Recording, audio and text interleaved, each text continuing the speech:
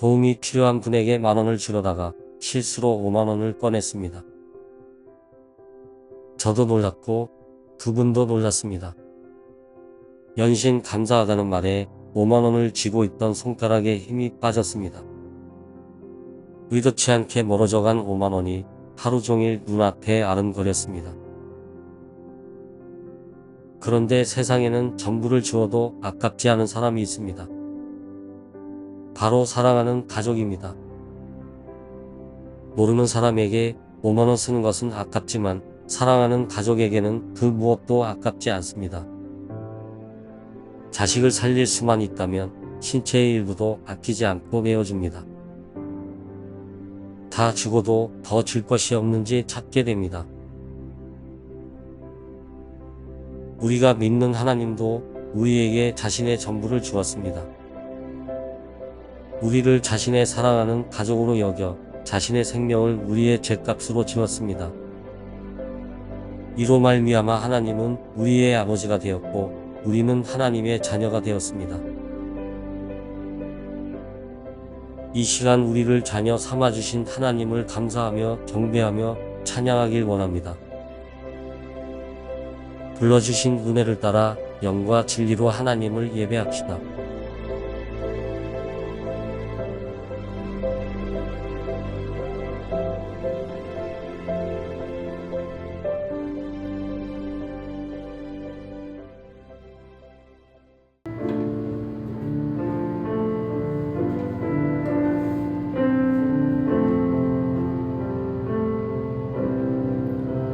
주께 엎드려 경배드립니다. 주 계신 곳엔 기쁨 가득 무엇과도 누구와도 바꿀 수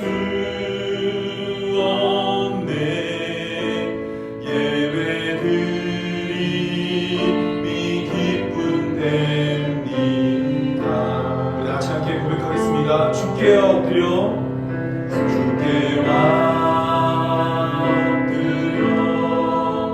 경배드립니다. 주 계신 곳엔 기쁨 가득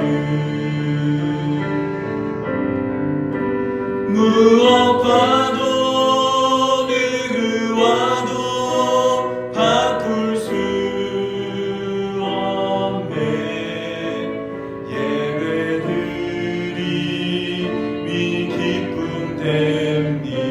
다시 한번 마음을 다해 찬양하도록 하겠습니다. 주께 엎드려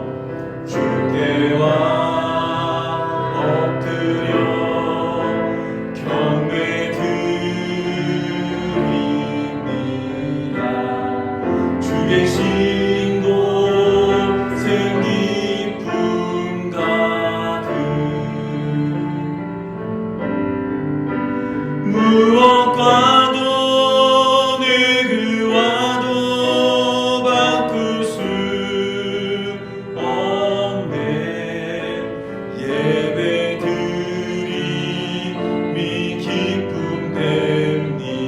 무엇과도 누구와도 누구와도 바꿀 수 없네. 예배드림이 기쁨 됩니다. 목마른 사슴 함께 찬양하도록 하겠습니다. 목마른 사슴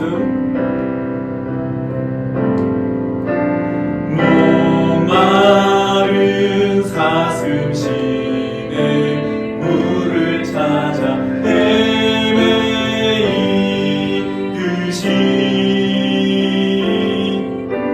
내 영혼 주를 찾기에 갈급하나이다. 주님만이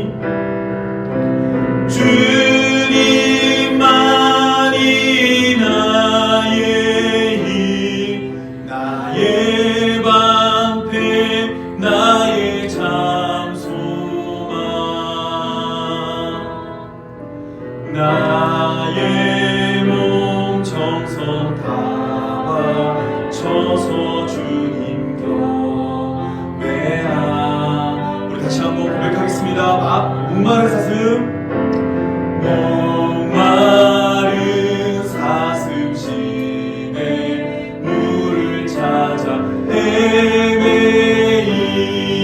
드신 내 영혼 주를 찾기에 갈급하나이다. 주님만이 나의 힘, 나의 방패, 나의 참 소망, 나의 몸 정성 다 바쳐서 주님 곁에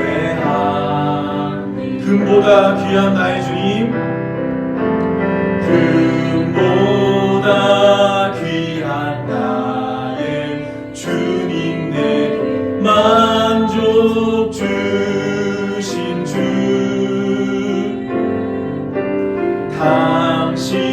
당신만이 나의 기쁨 또한 나의 참. 다시 한번 고백하겠습니다. 금보다 귀한 귀한 나의 주님, 내 만족 주신 주,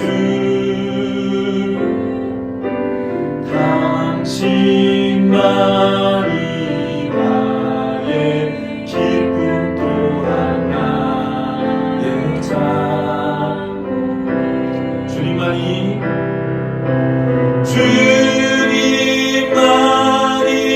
나의 힘, 나의 방패, 나의 참 소망, 나의 몸 정성 다 바쳐서 주님 곁에 하니. 주님만이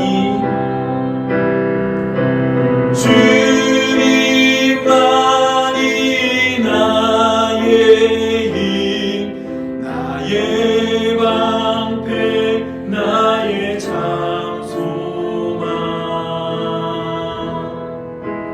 나의 몸 정성 다 바쳐서 주님 곁에 합니다.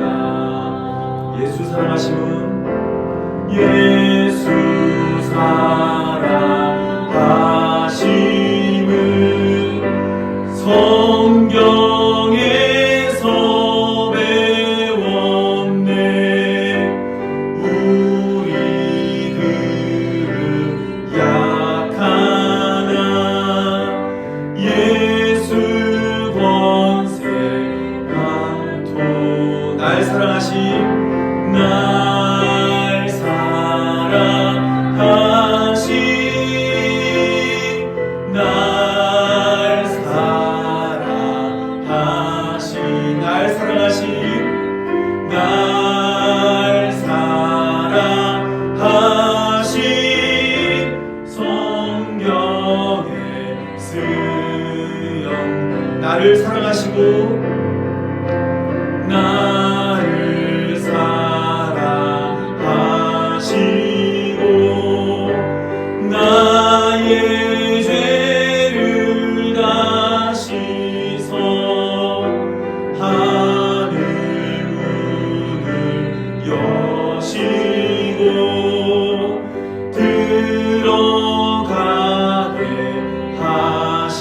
날 사랑하심, 날 사랑하심, 날 사랑하심, 날 사랑하심, 날 사랑하심. 성경에 쓰여 내가 연약할수록 내가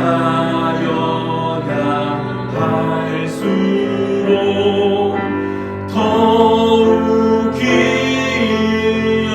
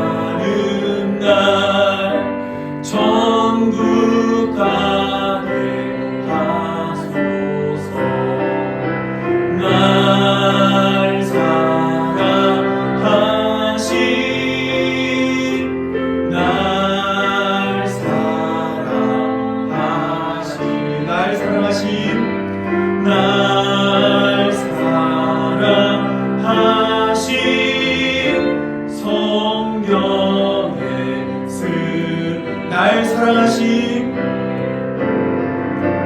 날 사랑하심 날 사랑하심 날 사랑하심 날 사랑하심 성경에 쓰였네.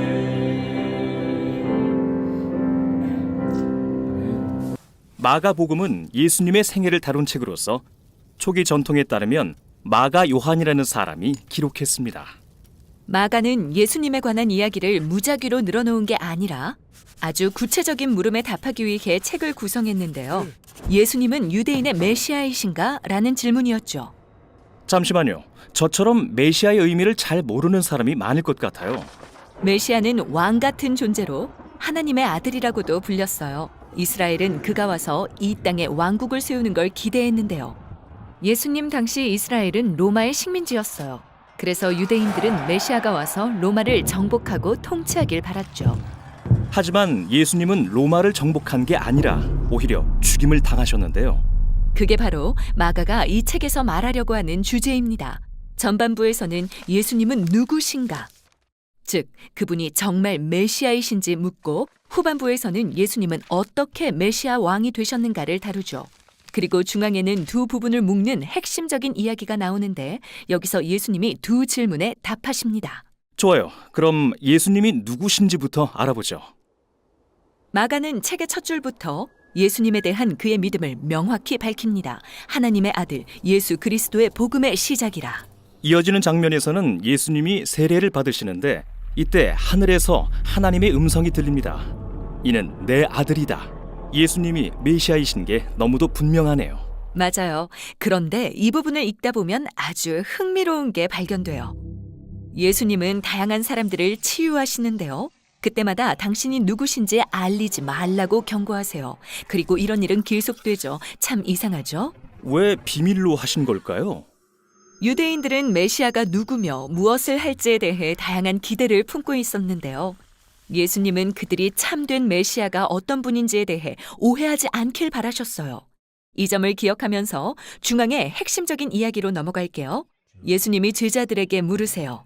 너희는 나를 누구라 하느냐? 베드로가 대답하죠. 주는 메시아, 하나님의 아들이십니다. 그러자 예수님은 자신이 어떻게 메시아가 되실지 설명하기 시작하세요. 그건 아무도 예상하지 못한 새로운 일이었죠. 예수님은 자신이 고난받고 죽으시며 종이 되어 다스리실 거라고 말씀하세요. 인자가 온 것은 섬김을 받으려 함이 아니라 도리어 섬기려 하고 자기 목숨을 많은 사람의 대속물로 주려 함이니라. 깜짝 놀란 베드로가 예수님을 붙들고 항변합니다. 절대 그럴 수 없다면서요. 그러자 예수님은 사탄아, 내 뒤로 물러가라 라며 꾸짖으세요. 정말 심하죠? 하지만 이 장면은 제자들이 예수님이 진짜 누구신지 이해하는 게 얼마나 중요한지 강조하고 있어요. 이 부분에서 예수님은 제자들과 3번이나 이런 대화를 나누시지만 제자들은 매번 혼란과 두려움으로 반응하죠.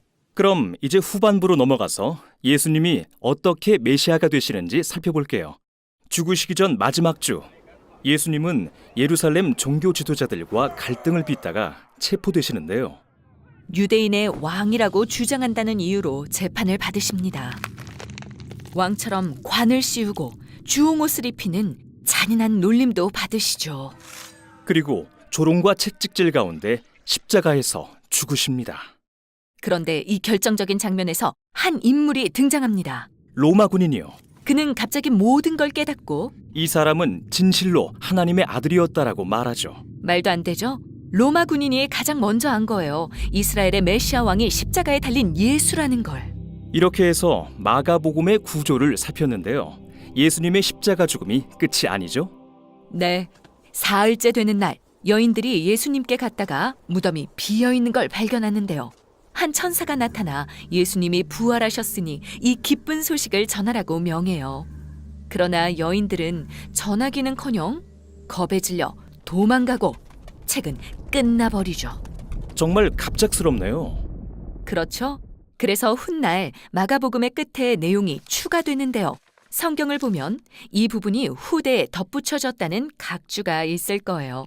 그러나 뛰어난 작가였던 마가는 의도적으로 이런 결말을 낸 겁니다. 마가복음에는 시종일관, 십자가에서 죽으실 예수의 계획에 당혹해하는 제자들의 모습이 나오는데요. 중간 부분과 결말을 포함해서요. 마가는 이게 얼마나 충격적인 것인지 알고 있습니다. 그리고 독자인 우리 스스로 이 질문과 씨름하길 원하죠. 십자가에 달린 이 예수님이 정말 그들이 고대해온 메시아일까요? 우리 다 같이 함께 하나님 말씀 보도록 하겠습니다. 다 같이 보실 하나님 말씀은 로마서 3장 19절에서 24절입니다. 제가 한 절, 여러분이 한 절 교독하도록 하겠습니다. 우리가 알거니와 무릇 율법이 말하는 바 율법 아래에 있는 자들에게 말하는 것이니 이는 모든 입을 막고 온 세상으로 하나님의 심판 아래 있게 하려 함이라. 그러므로 율법의 행위로 그 앞에 의롭다 하심을 얻을 육체가 없나니 율법으로는 죄를 깨달음이니라. 이제는 율법에 하나님의 한 의가 나타났으니 율법과 선지자들에게 증거를 받은 것이라. 곧 예수 그리스도를 믿음으로 말미암아 모든 자에게 미치는 하나님의 은이 차별이 없느니라. 모든 사람이 죄를 범하였음에 하나님의 영광에 이르지 못하더니, 다 같이 읽겠습니다. 그리스도 예수 안에 있는 성령으로 말미암아 하나님의 은혜로 값없이 의롭다 하심을 얻는 자가 되었느니라. 아멘.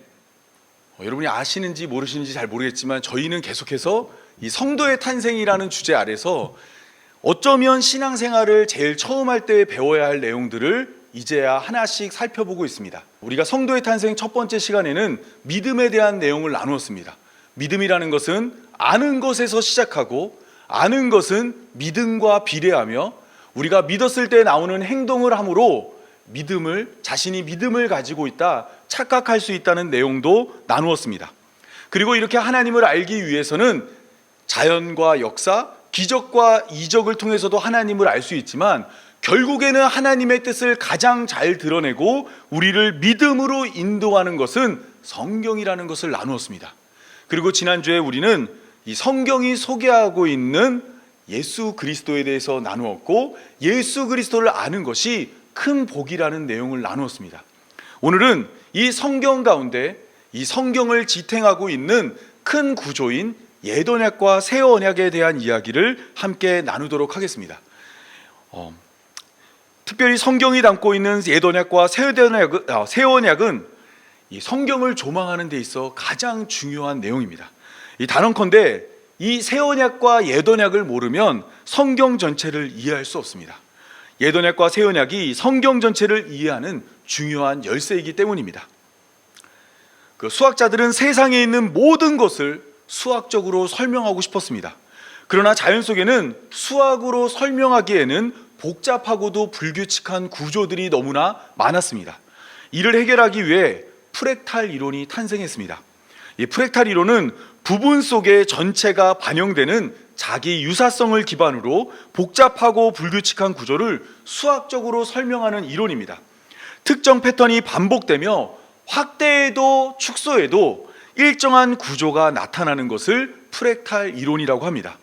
예를 들면 브로콜리는 큰 덩어리가 작은 덩어리들로 이루어져 있습니다. 작은 덩어리 하나도 큰 브로콜리와 크기만 다를 뿐 모양은 비슷합니다. 나뭇가지의 경우 큰 나뭇가지에서 작은 가지들이 뻗어나가고 더 작은 가지들도 동일한 구조를 반복합니다. 눈송이 역시 육각형의 기본 구조를 가지며 확대에도 작은 육각형의 패턴이 반복됩니다. 이 외에도 해안선, 번개, 그리고 혈관 구조와 같은 곳에서도 부분이 전체를 반영하는 특징들이 나타납니다. 이 해안선은 멀리서 보면 단순해 보이지만 가까이 확대하면 작은 굴곡들이 반복되고 있고 그 안에도 더 작은 굴곡이 나타납니다. 번개와 혈관도 큰 가지에서 작은 가지로 뻗어가며 모든 패턴이 동일하게 나타납니다. 이처럼 프랙탈 이론은 자연 속에 숨겨진 복잡성과 규칙성을 발견하고 설명하는 강력한 도구로 현재 수학이나 과학이나 예술 등의 다양한 분야에서 활용되고 있습니다. 지금은 고인이 된 이어령 교수라는 분이 이 프랙탈 이론으로 성경을 보셨습니다. 이분은 늦은 나이에 기독교인이 되었어요. 그리고 이때 그분이 성경을 문학평론가로서 읽기 시작했습니다. 그런데 이분이 성경 가운데서 발견한 놀라운 구조가 있는데 그것이 바로 프랙탈 이론입니다. 이분에 의하면 성경은 끝없이 프랙탈로 크게 보나 작게 보나 동일하게 중재자이며 대속자인 예수 그리스도를 증거하고 있다 말했습니다. 성경은 분명 프랙탈 구조를 가지고 있습니다.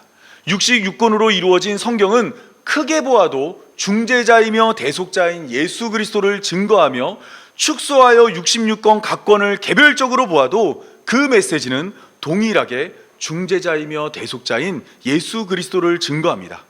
더 나아가 성경 각 권에 담겨져 있는 사건, 장소, 인물, 심지어 시간까지도 중재자이며 대속자인 예수 그리스도를 증거하고 있습니다. 때문에 성경은 어느 각도에서 보아도 동일한 메시지, 즉 예수 그리스도를 통한 구속과 하나님의 구원 계획을 반복적으로 보여줍니다. 태초부터 하나님은 예수 그리스도를 계획하였고 이러한 계획을 성경에 담았으며 택한 백성이 성경을 통해 예수 그리스도 깨닫기를 원한 것입니다. 쉽게 말하자면 성경 전체가 어느 곳을 보든지 결국에는 우리를 예수 그리스도로 구원하겠다라는 하나님의 계획만 담겨져 있다라는 것입니다. 하나님이 예수 그리스도를 소개하는 방법은 두 언약을 통해 나타납니다. 그중 하나는 옛 언약이고 그중 하나는 새 언약입니다. 일반적으로 옛 언약과 새 언약은 거시적 관점에서 구약 성경과 신약 성경으로 이해됩니다. 교회는 예수님 이전에 쓰여진 39권의 책을 구약 성경으로 불렀습니다. 그리고 예수님이 오신 후에 쓰여진 27권의 책을 신약 성경으로 불렀습니다. 그 이유는 하나님의 약속은 두 가지로 이루어졌고 그중 하나는 예수님을 통해 성취되었으니까 구약 성경이고 또 다른 약속은 예수님을 통해 주어졌으니까 신약 성경이라 부른 것입니다. 예수님을 통해 성취된 언약은 옛 언약입니다. 그러니까 예수님이 오셔서 성취한 약속이 있는데 이게 바로 옛 언약인 것입니다. 옛 언약은 하나님과 출애굽한 이스라엘 백성들이 시내 산에서 맺은 언약입니다. 하나님은 애굽에 살고 있던 이스라엘 백성들을 모세를 통해 건져내서 시내 산으로 인도했습니다. 그리고 그곳에서 모세를 통해 그들과 언약을 맺고 싶다고 말했습니다. 이때 하나님이 하신 말씀을 출애굽기 19장 5절에서 6절을 통해 확인할 수 있습니다. 세계가 다 내게 속하였나니 너희가 내 말을 잘 듣고 내 언약을 지키면 너희는 모든 민족 중에서 내 소유가 되겠고 너희가 내게 대하여 제사장 나라가 되며 거룩한 백성이 되리라. 너는 이 말을 이스라엘 자손에게 전하라. 하나님은 이스라엘 백성이 하나님의 말씀을 잘 듣고 지키면 내 백성이 된다고 말했습니다. 이때 이스라엘 백성들은 이러한 모세의 말을 듣고 일제히 대답합니다. 우리가 하나님의 말씀을 다 지켜 행하겠습니다. 여기서 바로 하나님과 인간 사이에 언약이 체결되었습니다.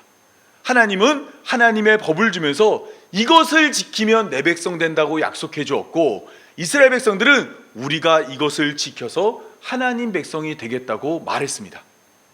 그런데 이후로 펼쳐지는 이스라엘의 역사는 그들이 하나님의 뜻을 따르지 않았다고 말합니다. 광야 40년은 물론이고 사사시대의 많은 사건들과 또한 왕들이 다스리던 시대에도 이스라엘 백성들은 하나님의 뜻을 따르지 않았습니다. 그래서 로마서 7장 10절이 말하고 있는 것처럼 생명에 이르게 할 그 계명이 도리어 사망에 이르게 하는 것이 되었습니다. 이스라엘 백성들은 생명에 이를 수 있는 하나님의 말씀을 받았지만 그것을 지키지 않으므로 사망에 이르게 된 것입니다. 그렇다면 하나님은 어떻게 인간들을 구원해야 될까요? 어떻게 해야 사람을 구원할 수 있을까요?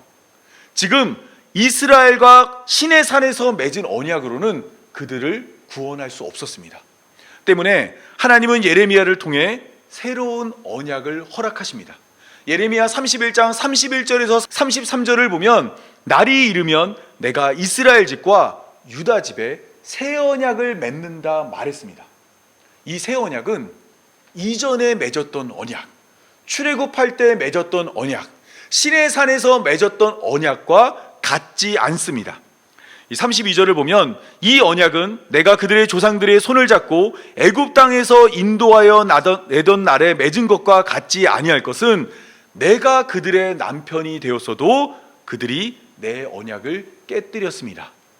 하나님은 이스라엘 백성에게 언약을 주며 그들의 남편이 되어주었습니다. 그런데 그들은 하나님과의 언약을 깨뜨렸어요.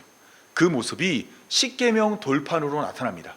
모세가 시내산에서 40일 후에 하나님이 허락하신 십계명 돌판을 가지고 내려올 때 이스라엘 백성들은 그 밑에서 금송아지를 섬기고 있었습니다. 하나님과 언약을 체결하자마자 그들은 하나님을 버리고 다른 신을 섬긴 겁니다. 그래서 모세는 십계명 돌판을 던져서 그것을 깨뜨렸습니다. 하나님이 그들의 남편이 되었지만 그들이 하나님과의 언약을 깨뜨린 것입니다. 그래서 하나님은 그들에게 다시 이 언약을 깨뜨릴 수 없도록 하나님의 법을 돌에 새기지 않고 마음에 새기겠다고 말씀하십니다. 33절을 보면 그날과 그날 후에 내가 이스라엘 집과 맺을 언약은 이러하니 곧 내가 나의 법을 그들의 속에 두며 그들의 마음에 기록하여 나는 그들의 하나님이 되고 그들은 내 백성이 된다 말씀하였습니다. 옛 언약 안에서 하나님이 이스라엘의 하나님이 되고 이스라엘이 하나님의 백성이 되기 위해서는 하나님의 말씀에 순종해야 합니다. 하나님의 말씀대로 살 때 그들은 하나님의 백성이 될 수 있고 하나님은 그들의 하나님이 되어 주었습니다. 그런데 새 언약 안에서는 하나님이 그 무엇도 요구하지 않습니다. 아무것도 요구하지 않고 그냥 내가 너희들의 하나님이 되어 줄 거고 너희는 내 백성이 될 거라고 말씀하셨습니다. 오직 은혜 베푸시는 하나님이 값없이 거저 그들의 하나님이 되어주고 그들은 하나님의 백성이 될 것이라 말씀하신 것입니다. 옛 언약과 새 언약은 다른 언약입니다. 옛 언약은 사람의 행위를 근거로 구원을 결정하지만 새 언약은 하나님의 은혜로 구원이 결정됩니다. 옛 언약에서의 구원의 주체는 사람이지만 새 언약에서의 구원의 주체는 하나님입니다. 하나님은 옛 언약을 먼저 허락하였습니다. 이 언약을 통해 사람의 죄인됨을 깨닫게 한 것입니다. 그리고 난 후에 새 언약을 허락하였습니다. 옛 언약 앞에 죄인으로 드러난 자를 새 언약의 은혜를 따라 예수 그리스도로 구원하십니다. 그러니까 옛 언약을 먼저 주신 후 그 언약 앞에서 죄인으로 폭로시키고 새 언약의 은혜로 사람을 덮어 구원하는 것입니다. 이러한 관계를 로마서 3장 20절에서 24절이 이렇게 설명하고 있습니다. 그러므로 율법의 행위로 그 앞에 의롭다 하심을 얻을 육체가 없나니 율법으로는 죄를 깨닫음이라. 율법의 역할은 그것을 지켜서 구원받는 것이 본래의 역할이지만 인간의 죄로 말미암아 율법을 지키면 지킬수록 사람의 죄만 드러나니까 율법의 기능이 죄를 깨닫는 것이 된 것입니다. 그러면서 로마서 3장 21절은 이제는 율법에 하나님의 한 의가 나타났으니 율법과 선지자들에게 증거를 받은 것이라. 여기서 말하는 율법과 선지자는 구약 성경입니다. 구약 성경은 예수 그리스도를 믿는 믿음으로 말미암아 모든 믿는 자에게 미치는 하나님의 의를 소개합니다. 모든 사람이 죄를 범하였음에 하나님의 영광에 이르지 못하더니 그리스도 예수 안에 있는 속량으로 말미암아 하나님의 은혜로 값없이 의롭다 하심을 얻는 자가 되었다고 말합니다. 성경은 분명하게 하나님의 구원을 옛 언약 앞에서 죄인으로 드러난 자를 새 언약의 은혜로 덮어 구원한다고 말하고 있는 것입니다. 율법을 지키면 지킬수록 그것을 지킬 수 없는 사람의 한계만 드러납니다. 때문에 옛 언약 안에서 사람이란 존재는 그 누구도 구원에 이를 수 없습니다. 이 본문이 말하고 있는 것처럼 모든 사람이 죄를 범해 하나님의 영광에 이르지 못했습니다. 그러나 이제 율법에 하나님의 한 의가 나타났습니다. 그게 누구라고요? 예수 그리스도입니다. 예수님께서 성경의 증거를 받아 이 땅에 오셨고 이와 같이 죄인으로 드러난 자를 은혜로 덮어서 구원한다고 말하고 있는 것입니다. 갈라디아서 4장 24절은 아브라함의 두 아내를 비유라고 말합니다. 이 비유라는 단어가 헬라어로 살펴보면 옆에다가 던져둔다는 겁니다. 내가 무언가를 설명하고 싶을 때 그것을 설명하기 위해서 그것과 비슷하거나 그것과 대조해서 볼 만한 것을 옆에 두는 것이 비유입니다. 따라서 아브라함의 두 아내가 비유라는 것은 무언가를 설명하기 위해서 어디에 던져졌다는 거예요. 이 바울은 갈라디아서 4장 24절에서 아브라함의 두 아내가 두 언약이라고 말합니다. 이들은 두 언약, 옛 언약과 새 언약 옆에 던져진 겁니다. 이러한 의미를 따라 아브라함의 두 아내는 두 언약 옆에 던져졌습니다. 이스마엘을 낳은 하갈은 옛 언약 앞에 던져졌고 이삭을 낳은 사라는 새 언약 앞에 던져졌습니다. 자신의 힘으로 언약의 자손을 낳으려 했던 하갈이 옛 언약을 설명하고 바랄 수 없는 중에 하나님의 은혜로 언약의 자식을 낳은 사라가 새 언약을 설명한다 말하고 있는 것입니다. 노아의 세 아들들도 두 언약 앞에 던져졌습니다. 이 노아가 방주에서 나온 후에 포도주를 먹고 하체를 드러내고 잠이 들었습니다. 이때 그의 아들 중에 가나안의 아버지 함이 아버지를 발견했어요. 아버지가 하체를 드러내고 자고 있는 것을 봤습니다. 그러면 빨리 가서 아버지의 하체를 덮어줘야 되는데 함은 그러지 않았습니다. 함은 아버지의 하체를 보고도 덮지 않고 그 사실을 형제들에게 알렸어요. 이것이 바로 먼저 주어진 언약, 옛 언약의 특징입니다. 옛 언약은 죄를 깨닫게 하는 역할만 합니다. 죄가 무엇인지 알게 하는 역할만 하지 죄를 덮어주지 않습니다. 이때 함으로부터 아버지의 하체가 드러난 것을 알게 된 셈과 야벳은 옷을 그들의 어깨에 걸치고 뒤로 들어가서 아버지의 하체를 보지 않고 아버지의 수치를 가려주었습니다. 이것이 바로 새 언약의 특징입니다. 새 언약은 율법 앞에 죄인으로 드러난 자를 은혜로 덮어서 구원하는 것입니다. 때문에 노아의 세 아들 셈과 함과 야벳은 새 언약과 옛 언약 옆에 던져진 비유인 것입니다. 뿐만 아니라 모세와 여호수아도 두 언약 앞에 던져졌습니다. 시내산에서 율법을 받은 모세는 율법으로 이스라엘 백성들을 이끌었습니다. 율법으로 이스라엘 백성들을 이끌었더니 애굽에서 종살이하던 자들을 건져낼 수 있었고 그들을 가나안 땅 문 앞까지 인도할 수 있었어요. 하지만 율법 앞에 죄인으로 드러난 이스라엘 백성들은 그 땅에 들어갈 수 없었습니다. 그들은 40년에 걸쳐서 율법 앞에서 자신을 증명하려고 했지만 그들은 모두 죄인이었습니다.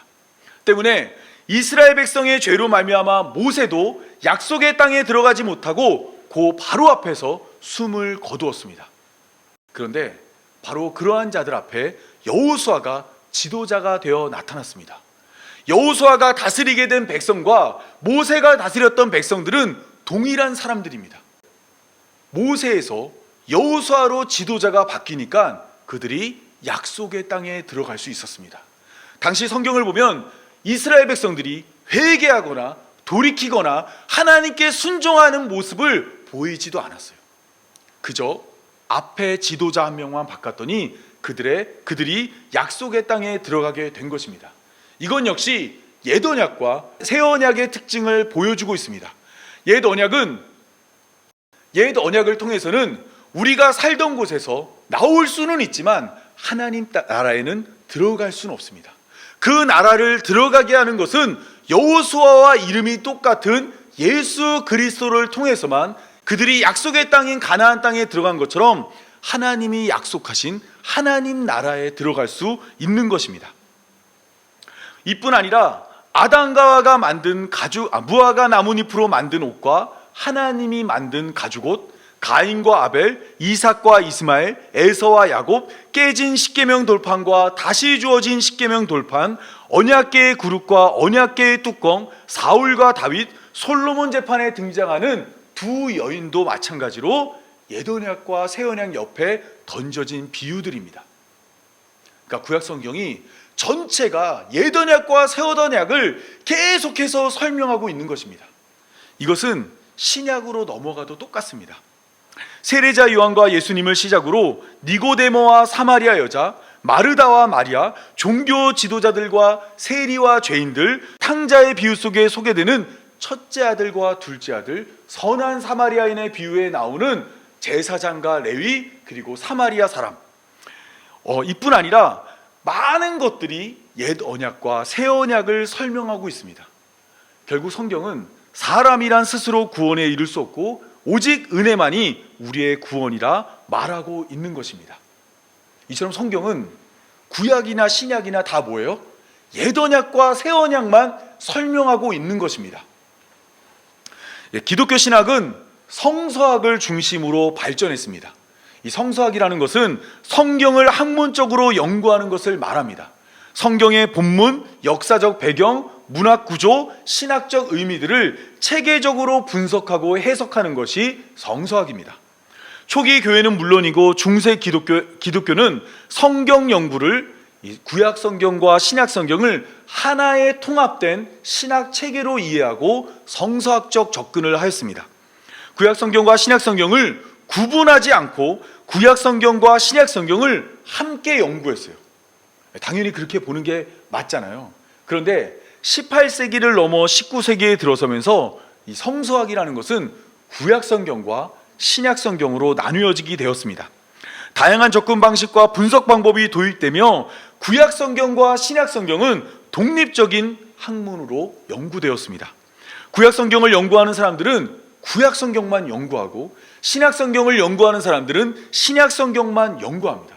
참고로 이 구약 성경을 연구하는 사람이 자꾸 신약을 언급하는 것을 불편해하고, 또한 신약을 연구하는 사람은 구약 성경 언급하는 것을 상당히 불편해합니다. 물론 하기도 하지만 많이 하려고 하지 않아요. 연구 범위라는 것이 있거든요. 그 범위가 넓어지는 것을 굉장히 꺼려하기 때문에 그 범위를 굉장히 제한적으로 보려고 합니다. 이후로 구약 성경과 신약 성경은 점점 그 접촉점이 희미해졌습니다. 구약학은 구약학대로 발전하고 신약학은 신약학대로 발전했습니다.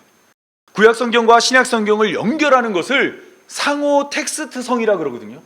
이 본문에 있던 이야기가 이 본문에 어떻게 작용하는 것을 아는 것이 상호 텍스트성인데, 이것을 주목하지 않고 구약 성경과 신약 성경을 개별적으로 연구했습니다. 그 결과는 참으로 처참합니다. 하나님의 구원을 담고 있는 두 언약이 반으로 쪼개졌습니다. 옛 언약과 새 언약으로 가득 찬 성경에서 옛 언약만 보거나 새 언약만 보았습니다. 주어진 본문에 따라 옛 언약만 설교하거나 새 언약만 설교합니다. 말로는 하나님의 은혜만이 구원이라 말하면서 동시에 우리의 철저한 순종만이 우리를 구원한다 가르칩니다. 가만히 서서 하나님의 구원을 보라 말하면서 우리 등에는 수고하고 무거운 짐을 져야 한다 가르치는 것입니다. 노아가 하나님의 은혜로 방주에 올라 구원을 얻었지만 방주를 만드는 수고를 우리가 해야 구원에 이를 수 있다 이야기하고 있습니다. 아브라함은 바랄 수 없는 중에 하나님의 능력으로 이삭을 얻었음에도 고향과 친척과 아버지의 집을 떠나는 결단이 있어야만 원하는 것을 얻을 수 있다 가르칩니다. 죽은 나사로를 예수님이 은혜로 다시 살게 했는데 그 무덤에 돌을 치우는 수고가 우리에게 필요하다 말하고, 미문 앞에 앉은 뱅이를 예수 그리스도의 이름으로 일어나 걷게 했음에도 앉은 뱅이가 그 손을 잡고 일어나려는 발버둥이 우리에게도 필요하다고 가르치고 있습니다. 이런 것들은 모두 하나님의 구원을 몰라서 하는 말입니다. 하나님은 택한 백성을 옛 언약과 새 언약으로 구원하십니다. 율법 앞에 죄인으로 드러난 자를 은혜로 덮어 구원하십니다. 이러한 사실은 성경을 가득 채웁니다. 어디를 보나 사람의 한계가 드러나고 은혜로 덮어 구원하는 하나님의 구원이 소개됩니다. 신약 성경만 아니라 구약 성경에도 오직 예수 그리스도만 우리의 구원이라 말하고 있는 것입니다. 이것을 모르는 자는 디모데전서 3장 7절이 말하고 있는 바와 같이 항상 배우나 끝내 진리의 지식에 이를 수 없습니다. 매일 공부하는데, 매일 말씀을 듣는데, 매일 연구하는데 진리의 지식에 이를 수 없어요. 여기서 말하는 진리는 길이요 진리요 생명이신 예수 그리스도입니다. 아무리 성경을 봐도 옛 언약과 새 언약에 대한 이해가 없다면 성경에서 예수 그리스도로 말미암는 구원을 깨달을 수 없습니다. 평생 성경을 연구하고 읽고 구원에 이르길 원하더라도 두 언약이 담고 있는 하나님의 뜻을 모르는 자는 길이요 진리요 생명이신 예수님을 아는 지식에 이를 수 없습니다. 요한복음 5장 39절을 보면 예수님은 종교 지도자들을 향해 너희가 성경에서 영생을 얻는 줄 생각하고 성경을 연구하거니와 이 성경이 곧 내게 대하여 증언하는 것이라 말씀하였습니다. 여기서 말하는 성경은 구약 성경이에요. 당시에는 신약 성경이 쓰여지지 않았습니다. 구약 성경은 누구를 증거한다고 말하고 있어요? 예수님을 증거한다고 말하고 있습니다. 예수님은 구약 성경이 예수님 옆에 던져진 비유라고 말했어요. 구약 성경 전체가 예수님 한 분을 설명하고 있는 겁니다. 옛 언약 앞에 죄인으로 드러난 자를 새 언약의 은혜로 덮는 것이 바로 예수님이 하시는 일이고, 이 모든 과정을 소개하기 위해 성경이 쓰여졌고, 예수님은 그것을 실천하기 위해, 그것을 성취하기 위해 이 땅에 왔다 말한 것입니다. 때문에 우리는 날마다 성경을 통해 이러한 사실을 깨달아야 합니다.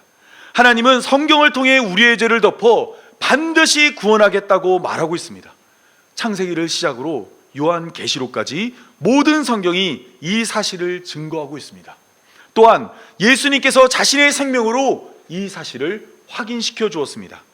우리의 죄는 이와 같이 성경이 예수님을 증거하고 있을 때, 하나님의 계획이 차근차근 진행되고 있을 때, 우리의 죄는 우리의 구원을 막을 수가 없습니다. 우리의 어리석음은 하나님의 구원을 망칠 수 없습니다. 우리의 죄는 이미 계산되었고 우리의 구원은 이미 확정되었습니다. 예수님께서 이기셨고 그 승리를 우리와 나누십니다. 이러한 사실을 믿음으로 죄로 인해 흔들리는 우리의 믿음을 굳게 붙드는 교회로 부름받은 성도의 삶이 되길 바라며 오늘 말씀 맺도록 하겠습니다. 제가 기도하도록 하겠습니다. 은혜의 하나님, 오늘도 주님의 말씀을 통해 우리의 한계와 주님의 은혜를 깨닫게 하시니 감사드립니다. 율법 앞에 죄인임을 고백하게 하시고 예수 그리스도의 십자가를 통해 값없이 의롭다 하시는 구원의 복음을 알게 하심을 찬양합니다. 이제 들은 말씀을 마음 깊이 새기게 하시고 우리의 삶 속에서 예수 그리스도를 따르는 믿음의 열매를 맺게 하여 주옵소서.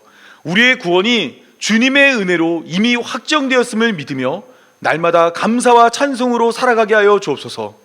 우리의 연약함을 덮으시는 하나님의 사랑을 의지하오며 오직 주님의 영광만을 위해 살아가는 성도의 삶이 되게 하여 주옵소서. 이 모든 말씀 우리 구주 예수님의 이름으로 기도합니다. 아멘.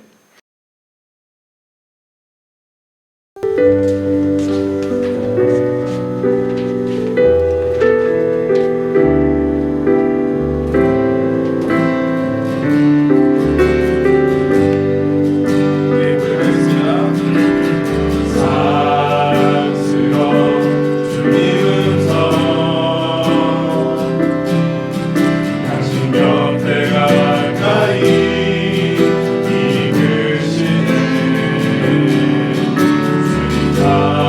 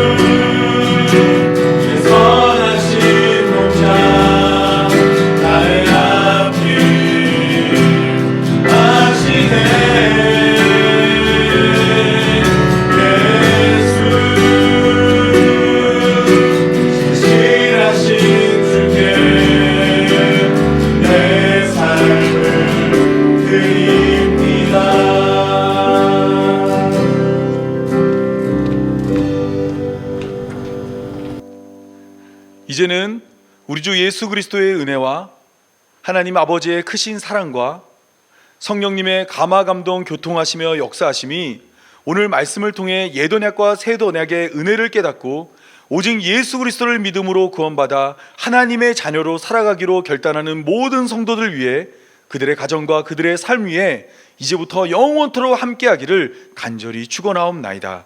아멘.